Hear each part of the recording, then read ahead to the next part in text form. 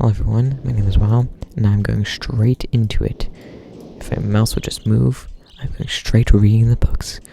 It's probably going to be sped up. Start here. If I call this age Janwood, it is a very different world, although that's exactly how I imagined it. It's still amazing to see it with my own eyes, where it covers this age as far as I can expect for a small rocky island. Elsewhere, there are only trees which grow directly out of the water. A mere thin wooded passage I built just above the water, disappearing into the forest. I have seen there some time ago, for they appear aged. I am eager to discover more about this land and its people, but I have arrived here late, and I must rest. I was awakened this morning by a strange noise coming from the pathway adjacent to the one on which I had slept. Saw a group of monkey-like people heading in my direction. They had not seen me yet. I did not feel threatened by their presence there. Their response to me was one that I have never expected. They staring at me for a short time. They fell to their knees and began what appeared to be some sort of ceremonial worship. I tried to speak to them, but they did not understand my language. Instead, they indicated through the enthusiastic hand motions I was to follow them. As we walked, I began to notice that the waters below us were changing colors slowly. They would change from deep blue to light orange, and from light orange to blue for clear. I was so intrigued by the water, I highly noticed that we have arrived at a ladder. Climbed the ladder last to the village, which is about 10 meters above the water. It could only be reached by rope ladders that stretched from more paths to the village level, approximately halfway up the grand trees. It was very interesting to watch that these people carry out their daily tasks, even after watching them for hours. I did not understand exactly what they were doing. At sunset, they motioned for me to follow them. I followed the creatures to the doorway of the north hut. Strangely, once inside, I found that the hut appeared even larger than it had from the outside. The walls were garnished with bright metals. At the center of the hut sat the leader of these people. At least he appeared to be the leader, for he sat a meter off the floor, a thick throne, guards around the strong creature, who was dressed in made of fabrics. Next to the leader sat a very old human. At least to some extent, he appeared human. His hair was on his face and head was completely grey, almost white, and hung very long around his fatal body. His thin head hung limply by an almost grotesque neck that could not hold his head, but to look up at me. But as surprised, this creature could speak my language. Shortly thereafter, I was given a bed with some hand motions that looked to be telling me I had to go to sleep. I looked forward to learning more, as I suspected the ancient creature is a human, but he is old beyond his own reckoning. He seems almost insane. However, the tree dwellers almost revere him as a god. They are throwing me now in the same fashion, which makes me feel very uncomfortable. It's almost possible to understand this old man. His voice is feeble but wild. He adopted much of the language of the tree diver, saying he himself told me he had not spoken for our own tongue in ages. He attempted to explain to me the history of this place, following the best translation of what he told me. Many years ago, the humans and the tree dwellers lived together in this place, which was then a vast island. They interacted very little. The humans dwelled on the ground, and the tree dwellers lived high above the humans. Occasionally, the island was disturbed by mysterious rumbling, which happened randomly. Some sort of titanic volcano action, I suspect. And sometimes slight, sometimes heavy tremors will only last a short time, and they would stop, allowing everything to return to normal. Once days began to change, the rumbling began to grow quickly at unprecedented levels. Soon it came apparent that the entire island was sinking slowly into the ocean around them. Many of the humans died that way, but not before sacrificing themselves in order to stop the sinking of the island. The humans who lived here through this catastrophic moved into the trees where they gradually died out, maybe because they were unequipped for such an environment, but I am not sure. This is a story of the old man communicated to me, although many details are very unclear in my mind.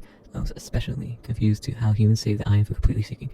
In fact, I doubt the accuracy of that part of the story. The island must have stopped on his own, yet the old man believes in the truth of the story, as if he had been there, and the tree dwellers worshipped him. Apparently, all humans, as if they were heroes or gods. The old man extended our conversation today with an event which I will never forget. He began gripping my hand tightly, murmuring something about the rest and asleep.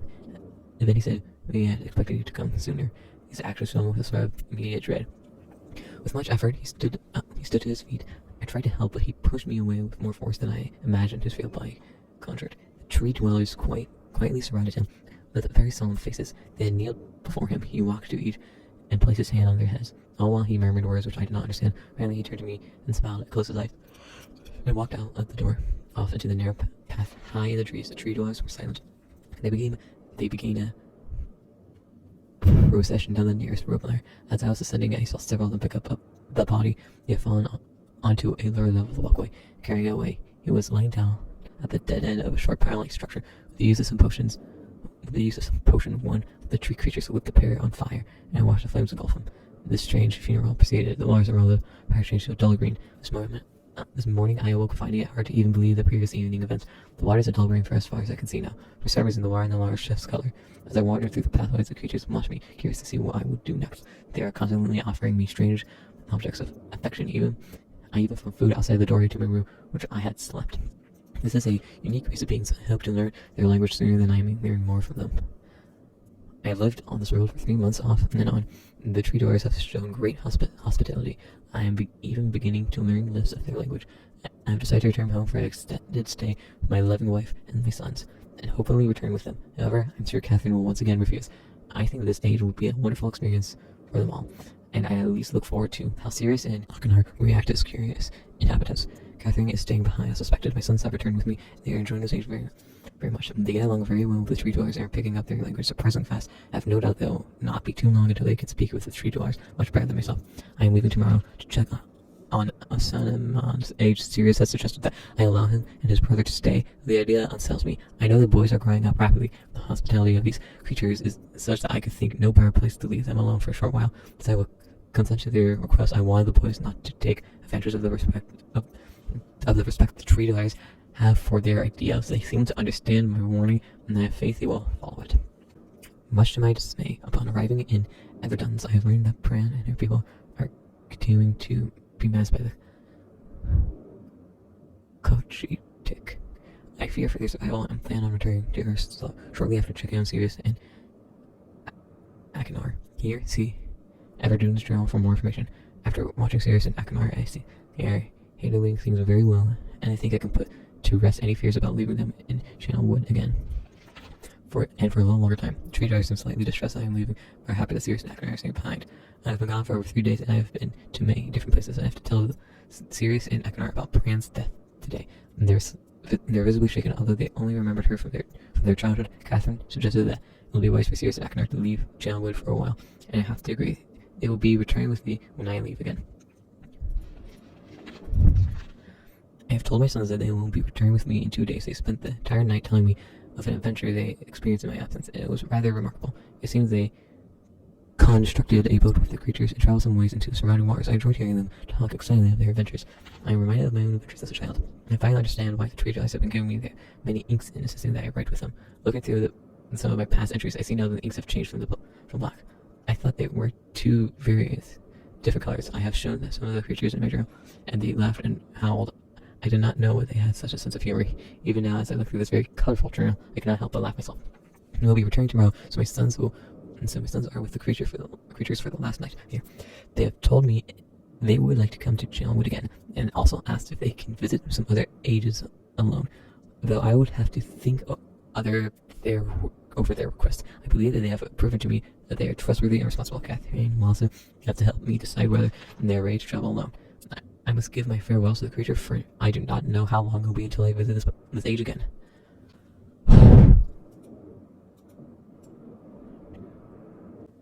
Emmett was the first to live on the rocks. He named them the rocks because that is what they were. A group of sharp rocks clustered together in the middle of a large sea. There where Emmett lived. He enjoyed his life and would occasionally swim nearby rocks, as it was never too far of a distance. One day, another person appeared on the rocks for no apparent reason. To Emmett named this new person Branch Emmett, and Branch quickly became friends, swimming and hunting for fish together. Often, Emmett showed Branch the simple cave in which he lived on the largest rock. Soon, Branch discovered a place where he decided to live, also on the same rock. Large rocks, the snow was always shone brightly in their world, and the water was always dazzling clear, allowing them to see almost to the deep ocean floor which surrounded them. Though the sun always shone, it was never too hot for the boys. A light breeze always came from the north and cooled the area down. One day, while Branch was swimming and having fun in the water, he noticed another boy swimming. Branch thought of the new boy to Emmett to find what to call the new boy. Emmett said the boy should be called Will. Will soon became part of the group, and all three of the boys swam and enjoyed the perfect world. At least that's the story I was told when I arrived on the island. Emmett, Branch, and Will were surprised to see me at first, but even before the night ended, we were all becoming good friends. Today, the second day on this newly created age, a strange thing happened. It was not strange to me, but the few boys did not understand what was happening. While I was relaxing on a large tree of one of the spawning rocks, the island began to rain. It was a nice rain that lasted for an hour in the morning. I explained to the boys that rain was not harmful, yet they obviously still feared it. Before going to sleep tonight, I told the boys that I would leave the following day.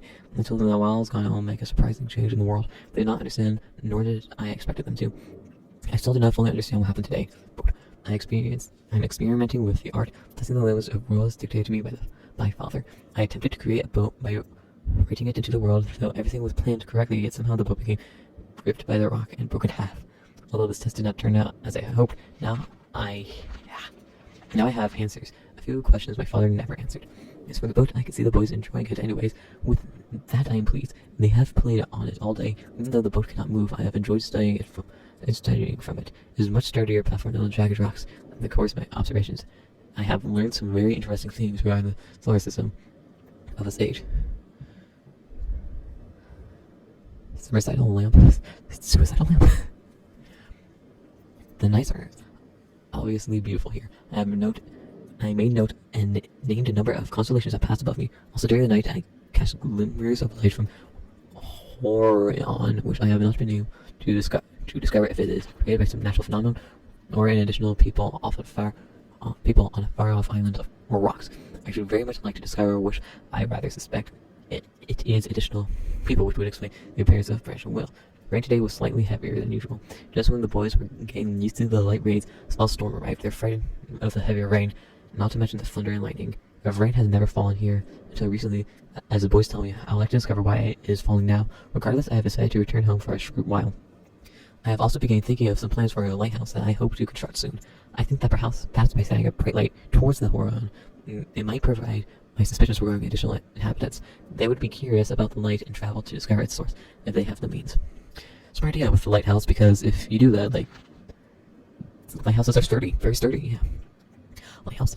I return with main tools I will need for the construction of the lighthouse. I've decided that once the lighthouse is complete, I will leave for some time and let the world's own imagination have the control. We have worked 3 weeks on the lighthouse, and now we are making great progress. The rocks we are building on seem not to be as secure as I would like. I have had to alter my plans slightly. Those alterations pose no real problems. The boys are quite strong and have been helping me immensely. I estimate construction will be done within 2 days. The lighthouse is finished, and we're all proud of our creation. The boys are amazed at the structure wrought from the rock. With their own hands, that evening we powdered up the generator. Much of the boys dread at first. It shined a great light to the horizon. For many hours I stayed the night in the top of the lighthouse, and in the morning awoke to observe the sunrise without my being coated with a chilly blanket of ocean dew I have become accustomed to. It was Will who first saw the girl. She was swimming not far from the boat where Will was getting ready to hunt for fish. No Will noticed a man not far away from the girl. Aaron was very pleased to meet additional neighbors. I feel pleased to leave this age and set in motion events that have nothing to do with writing or the art. That will have to be more profound impact on this world than I could have ever written.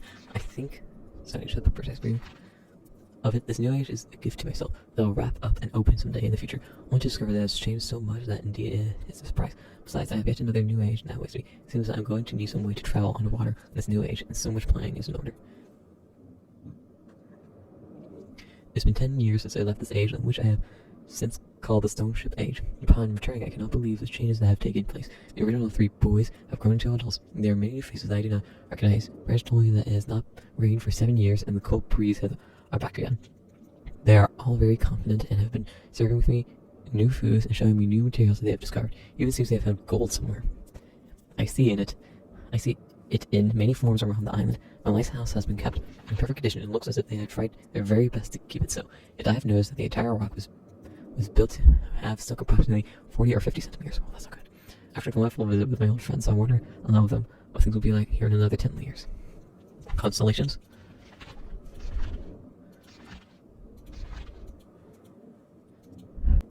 It has been quite a while since I heard only science. I enjoyed it greatly. I think for some reason I do not feel altogether welcome in this new world in which I have arrived.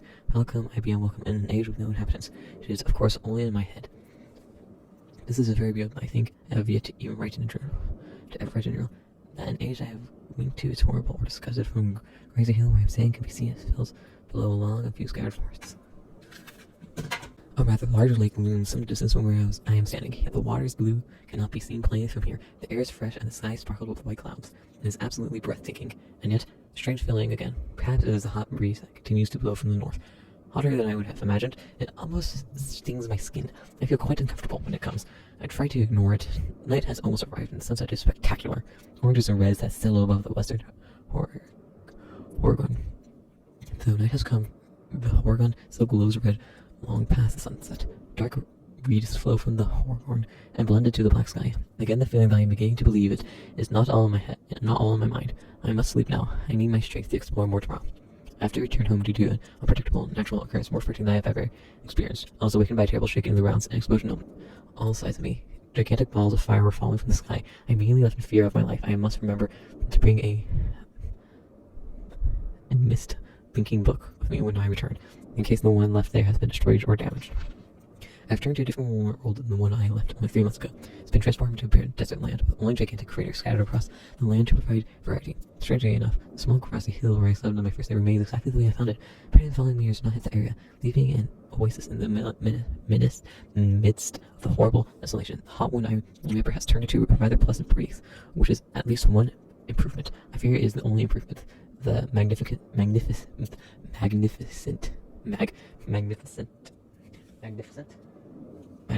like I saw on my first visit is now completely dried up. However, another lake now exists and appears to be quite a fit danger. I assume one of the following years created this lake due to its circular shape and the jutting rocks that grow out of the center of the lake. And the rest of the world seems like a desert, although I will verify the statement with closer inspection.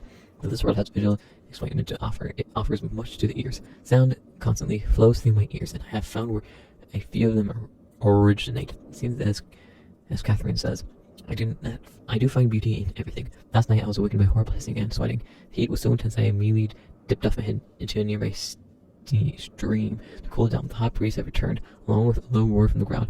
I walked a short distance to observe some red flames shooting up from the earth. Suddenly the ground began to crack, and a huge chasm opened. The chasm continued to grow until it was too far wide to cross. When the tumult subsided, leaving only a dull roar, I have decided, however, I can use the charms to my advantage. Perhaps the heat from the charms can be harnessed. Collected heat, radiant charms. Even as the charms are ripped into the surface of this world, it has opened up a whole new world to explore. Although uncomfortably hot, I found it possible to react a carve in the chasms that have been created, and now explore deep to the crust of this planet. I have found a vast underground cavern system that will take many years to map and explore. I also look for a safer way to reach the underground than through the chasm wall. This age seems to change on its own, so I feel I should leave again to see if things are different when I return. It's also important that I check on Sirius and Aganar and make sure everything is going along well. When I return, I will also hope to bring back some tools I'll need for my plans to explore the underground. The abundance of raw materials here is beginning to amaze me. I have returned with some of the complex tools I knew I would be needing. I included will return for more basic materials. However, it seems as though I will be able to find everything I need here. Of course, iron is abundant, but I have also found titanium occurring naturally. I am all more than excited to begin work. Everything is set, and I look forward to tomorrow. My raw materials are here. I think I'll be able to have most of my additions to this age completed within 1 year. I still definitely work with my hands, whatever they're right or building. I began today on the bridge, and the magnetic idea won't work as well. I have decided to. 3 mirrors is not enough support for the beams, though. The Senate decret amazingly strong. Has to be one of my most prodigious inventions. I am extremely good. I've never imagined it to completely great as I doubt I could possibly work with 14, 7, 8. Complexly fatigued. I am so happy that I have completed tomorrow. I leave today in order to bring back Sirius and Aknar. I've left them alone in Shelwood. I believe they'll enjoy it there to see here. The ages seem to have stabilized. I believe the mirrors set off a period of volcanic activity by piercing into the shallow crust, but the tremors have become few. I've noticed that a large amount of the drill has curiously vanished from the very pages which I've wrote in the 18 months. Fortunately, I have copied my calculation notes into another journal. I do not understand the main mysteries of this world, but I trust I will discover the local answers to my questions. I have a feeling that many of my questions can be answered in another age to which I hope to travel soon. But for now, I must simply accept this world's mysteries and take pride in my accomplishments. 51423.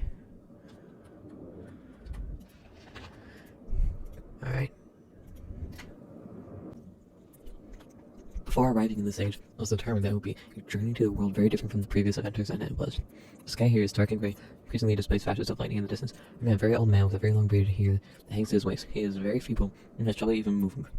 This man has always been there for very many things in this strange world. I have learned many things from him. He told me an interesting story of this world's history. Years ago, he told me how there were some people say that rose up on the water and housed many people inside of his walls and had everything they wished for. The city was surrounded by 3 high hills, which was higher than the city. On the east hill of the city stood a large lookout post. The people of the city had constructed the post expecting visitors to arrive from the east. People had no means of traveling on the water, which forced them to merely wait for friend or foe. As time passed, friendly visitors brought rumors of an enemy that is extinguished beyond the Horicon. The people grew very fearful. Then nothing happened. One day, the unusually clear sky became dark as night, and black ships appeared on the horizon. How do you pronounce that? Hori squiggly thing O-N. Horizon. The Horicon. Lookout posts attempts at peace were turned away. The sentries they were easily overwhelmed. The ships continued to wreak havoc on the city, apparently destroying everyone and everything. After the foundations of the city were destroyed, the city sunk deep into the ocean, and only the lookout post remained. The black ships sailed away. The man continued to say that 8 people had hidden and managed to survive the attack. In 9 years since the attack, 2 of the survivors had died. He also said that it was rumored that 10 years from the attack, the enemy would return to finish the destruction they had started so long ago. Besides, since hearing the man's story, I would be admirable to save the civilization and stop the enemy's plan of destruction. I am excited about the adventure that awaits me, and an idea has sparked in my mind to provide the needs defensive for these people. I have met remaining survivors today, and I begin to work on my plans for protection. Get room? After a short absence, I have returned to this age with my 2 sons. They have, as of yet, traveled rarely with me, and they are understandingly excited to be here. They have grown considerably since afternoons, and it has already been obvious to me that they will be a great help to this time instead of the nuisance they have been in the past. All 3 of us, along with 4 healthier survivors, began construction today. We are building upon the old city's ruins, which provide a perfect foundation for our fortress. My sons have been spending much of their spare time on the South Island, where most of my materials are stored. I'm very pleased with their intelligence, and their creativity. It is refreshing to see. They work on some small projects of their own. What is this? It has been over 4 months now, and the construction is going well. My sons love the world except for the gray sky. They detest the gray sky and tell me many times that they wish the sky here was more like blue sky and mist. The old man I first talked to tells me that the enemy is due in 4 months. I feel like we'll be ready when the time comes. The man reminds me of Ermit in many ways. I often wonder how Ermit and his people are doing. It has been 6 months since 6 months of work, and we have finally finished the fortress. It rests between the 3 hills, of which are now only islands due to the rising water levels that people experienced after the attack. Inside the fortress, I've made designed imported intriguing device. This makes use of technology called holograph. I began experimenting with my own business too. As per mirror, it will be working in a couple of days. After I compose it for some small miscalculations, this holograph device will be able to enable the survivors to learn to use the fortress. Power, track, slope. Oh. The enemy is due to come soon. I trust the fortress will provide significant protection for all of us. Huh. That's a nice fortress. The black ships have come. Their attacks were substantial. Their weapons have been stopped, and it appears they have turned away in defeat. I could not help but smile as I watched the boats leave. The city of the black ship. Last night we had a small celebration and the old survivors danced their dances of old. My son did not understand why the sky had not turned black to its original blue. The old man told me that the storms would never end until the enemy was destroyed, and assured my sons that the blue sky was not worth the risk of death, and they seemed to hear me. I had a healthy adventure, and I began work on a new book. Once again, I must leave a familiar age in search of a new universe. I have begun, but first I will have an extended time with Catherine, whom I miss very much. I also return to the people of the tide. I believe my travels have found substance that will ease the pain of their bones ailments that they have long endured. I hope to return to the mechanical age one day and find the population growing and my fortress still staying strong. The skies may always be black. I feel confident that the people here feel a heavier darkness has been lifted off their shoulders. I am having strokes every time I read a book. And it's not the book's fault. Rhyme and I have named it a desolate age with a beauty that is quite different from what I expected or imagined. The intricate feathers of ice that fall from the sky are awe-inspiring. I feel as though I could stand and watch them for hours. And though it's cold here, I've never experienced before, I find myself enjoying the change of temperature for it is unlike any other place I've ever seen. Perhaps the oddest thing is the silence. Although the wind blows on occasion, when it ceases there is a suffocating silence that falls on this place, broken only by the distant cries of unseen creatures. The reason is because snow likes to trap in a lot of sound, and that's a great muffler. That's also why when we're recording videos in snow, the audio is always really good, as if you're in a recording studio. Because the snow is essentially just sound deleters and crushed up rocks of ice. I have visited 3 times, and I am sure now this age will provide the environment I need. I believe the cold temperature is necessary for obtaining the correct resonance. Examining the structure of the books is even more perplexing. I am driven onward by my need to understand. The great tree of possibilities can never be fully grasped. But I must at least try to find one particular branch. On the subject of alignment, I would also like to find the cause of the mysterious lights that shine in the darkness here. Though I never assumed that I would be able to build especially fast here, the speed of which I am progressing is somewhat disappointing. I do think I will bring serious and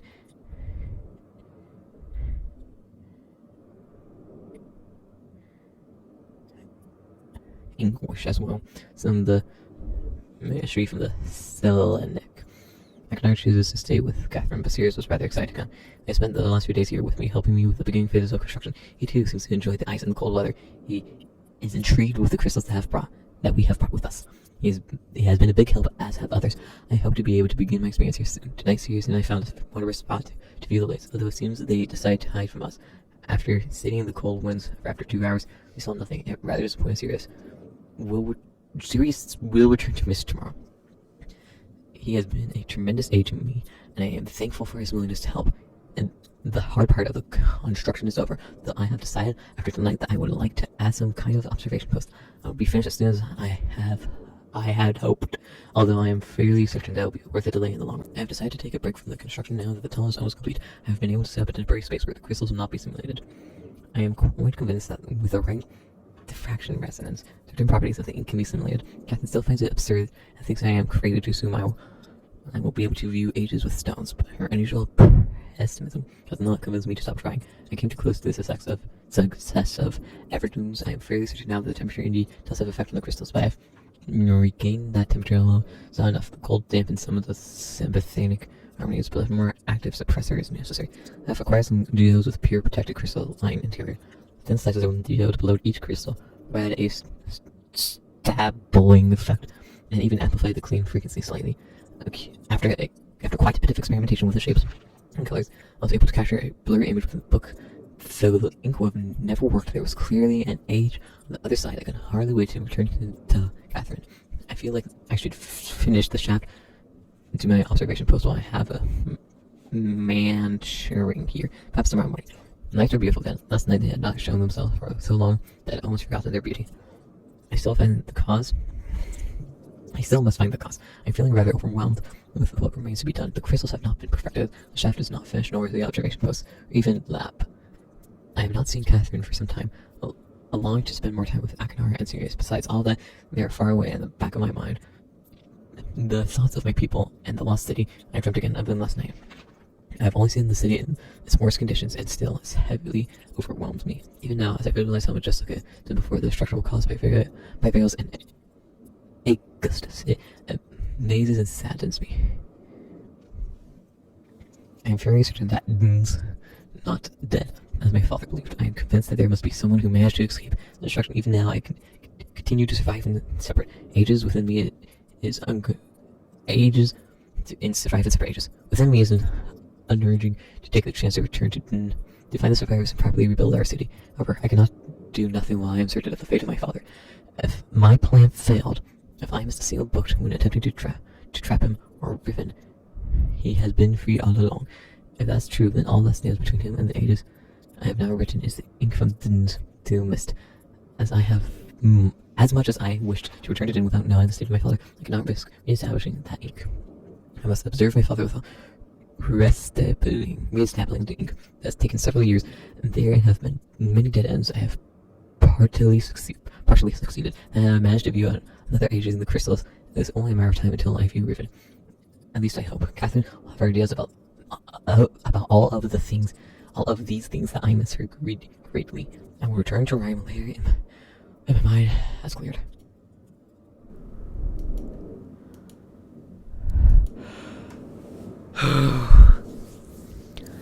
I nearly completely lost my voice. What's that in the book again? What was just that thing?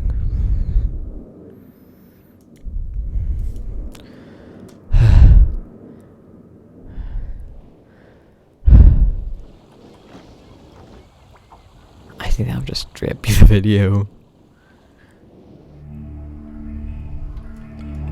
I'm going inside the book. Heat. House Fortress.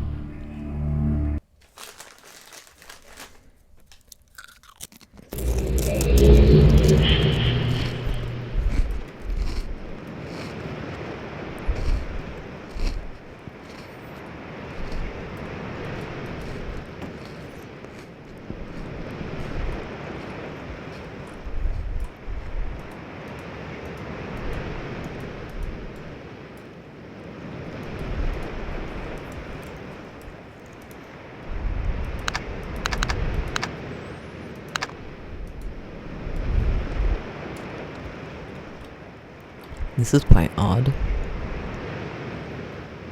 It's a fortress, there's definitely that. Electricity is still mining.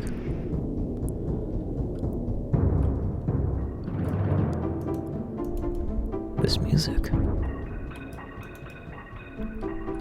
It's a boat.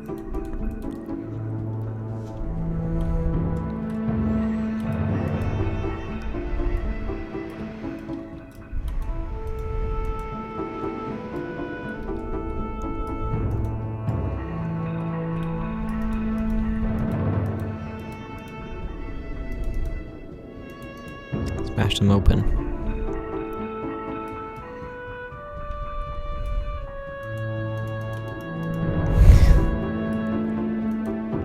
Kingly. What's the point of having a jagged chair? Well, it's probably actually comfortable, but still. These are narrow hallways. Is that gonna kill me? No.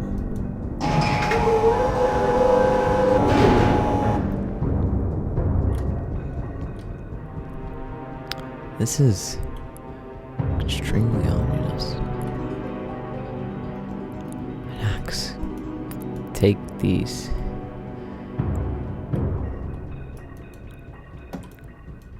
That, I think you're supposed to be executed in this chair. Take the tiny knife. Take the tiny dagger. Can't. Take the sword. Helmet.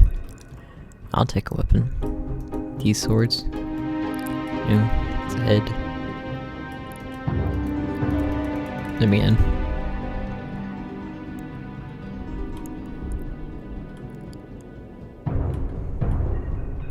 Crossbow. Give. Some spiked maces. Gib.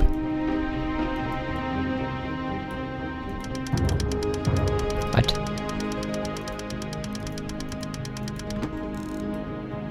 Hello. Oh, no.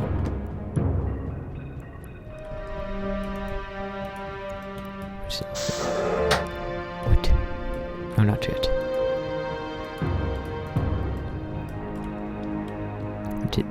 What do this?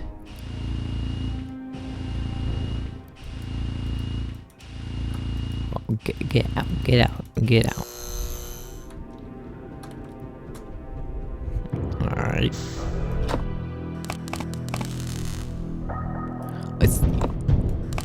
This seems to be an execution aisle. Yeah, this is an execution room. Yeah. So for a second I thought they were biopsy stuff, but nope. They're poison. Oh god. What in the world? Fun fact, we have a tree in our front yard that has some berries that grow in winter. And those berries you can actually use as poison. I don't mean like, oh no, I am having a stomachache. No, I mean like cardiac arrest poison.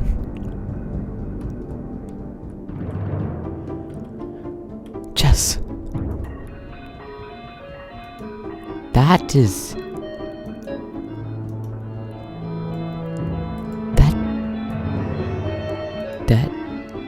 That's not chess.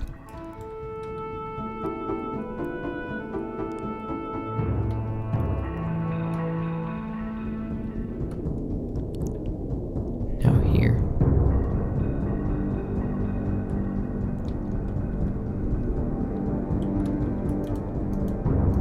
Look.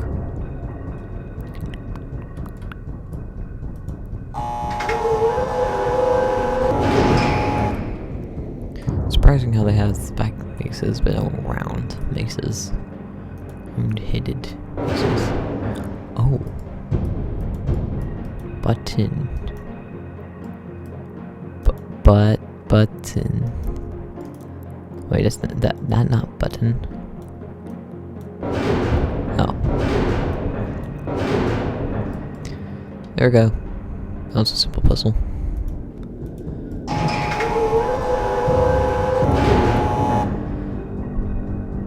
Time to die. Oh, it's an elevator.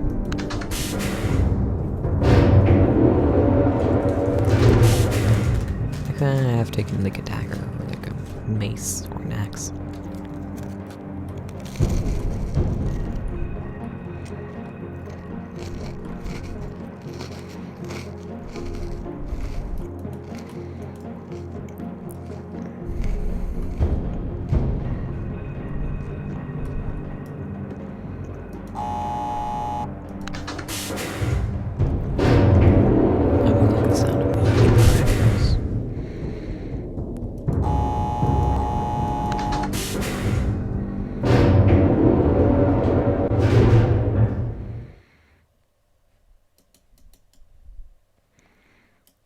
Yeah, why the music cut out?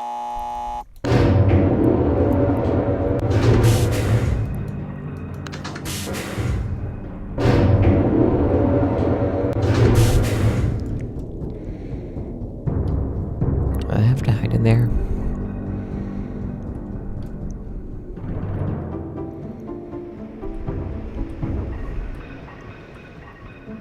Ah yes, blue sky. Makes sense.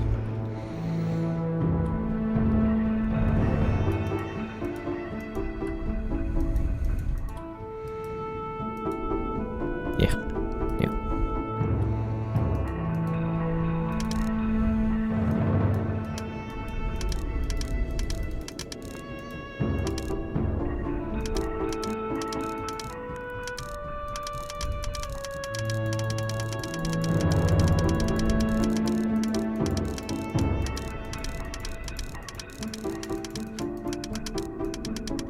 There we go.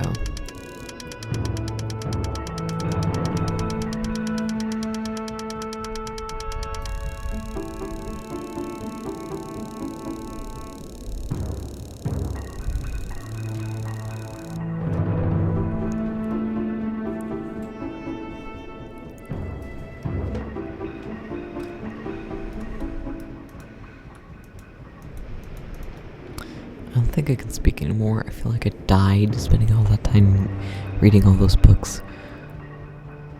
So I'm just cut the video off right here. On my throne.